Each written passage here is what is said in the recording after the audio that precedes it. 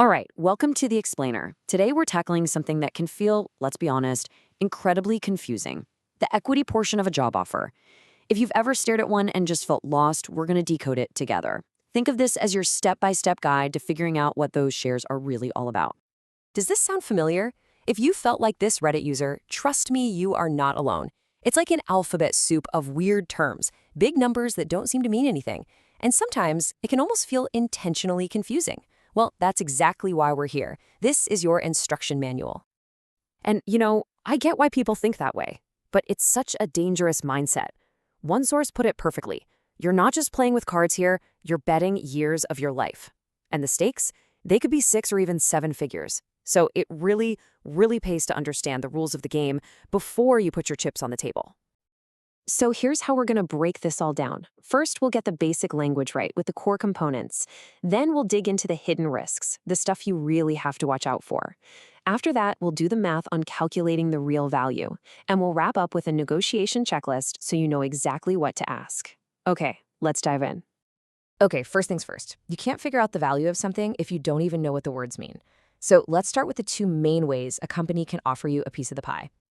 The key word here, and I mean the most important word, is option. You don't actually own any stock yet. What you have is the right to buy shares later at a price that's locked in today. To get that stock, you have to exercise your options, which means, you have to pay for them. Now, on the other hand, you have RSUs, which are way more straightforward. Just think of these as a simple promise from the company. If you stick around for a certain amount of time, we will give you these shares. Once they vest, they're yours. No purchase necessary. So, the bottom line is really simple. With stock options, you have to pay to play. With RSUs, the shares are just given to you. Generally, you're going to see options at younger, riskier startups, while RSUs are much more common at bigger, more established companies. Now, of course, companies don't just hand over all this equity on day one. You have to earn it over time, and that's called vesting. But the part you absolutely have to watch out for is that 1-year cliff. It's no joke. If you leave the company after 11 months and 29 days, you walk away with zero, nothing. It's basically the company's way of making sure you stick around. For stock options, this right here is your magic number. The strike price is your special locked-in purchase price. And obviously, the lower it is, the better for you, because that's your potential profit. And this price isn't just pulled out of thin air. It's set by a formal, independent valuation called 409.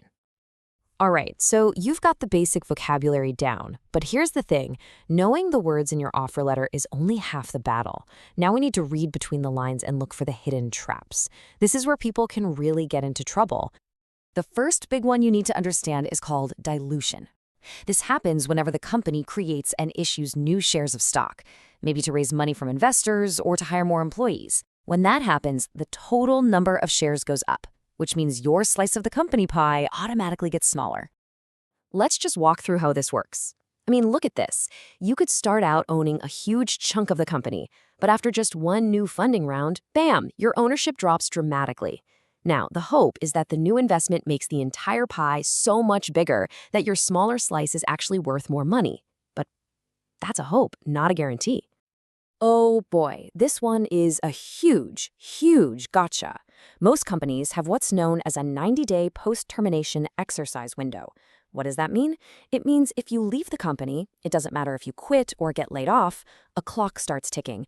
You have just 3 months to scrape together the cash to buy your vested options. If you don't, they expire. They vanish. Forever. And finally, you have to understand the pecking order. When a company is sold, not everyone gets treated the same. Investors almost always have something called liquidation preferences. This is a fancy way of saying they get their money back first, before common stockholders, like employees, see a single dime. If the company sells for a disappointing price, it is entirely possible for investors to get paid and for employees to get absolutely nothing. Okay, I know that was a lot of doom and gloom, but with all these risks in mind, how do you actually figure out what your offer might be worth? Let's get practical and actually run some numbers. So you get an offer, and it says you're getting 100,000 shares. That sounds amazing, right? 100,000 of anything sounds like a lot. But is it? Well, that number by itself is completely meaningless. It's all about context. And this is the context you need. This is the single most important number you can ask for. the total number of fully diluted shares outstanding. Think of it this way. The shares you're being offered is the numerator. This number, this is the denominator. It tells you the total size of the pie, so you can figure out how big your slice is. And here's the simple back-of-the-napkin math. You take your shares, 100,000 in this case, and you divide it by the total number of shares. That gives you your ownership percentage. Here, it's 1%.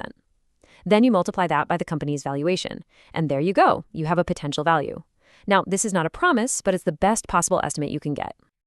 But be really careful about which valuation number you're using. The 409A valuation is that conservative, formal appraisal that sets your purchase price, your strike price. But the headline valuation is the big, optimistic number you see in the news when investors put money in. They are very different numbers, and knowing which is critical. Okay, you are now armed with the vocabulary, you know the risks to look for, and you know how to do the math. So now, let's put it all together. This is your playbook for getting the clarity you deserve before you sign on the dotted line.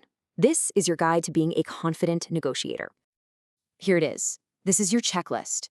It might seem like a lot to ask, but these are the 7 essential questions. You can ask them politely, just say you're trying to understand your total compensation. A good, transparent company will have no problem giving you this information. But if they get weird about it, or they refuse to share, that's not just an answer, that is a massive red flag. And at the end of the day, this is probably the healthiest way to think about it.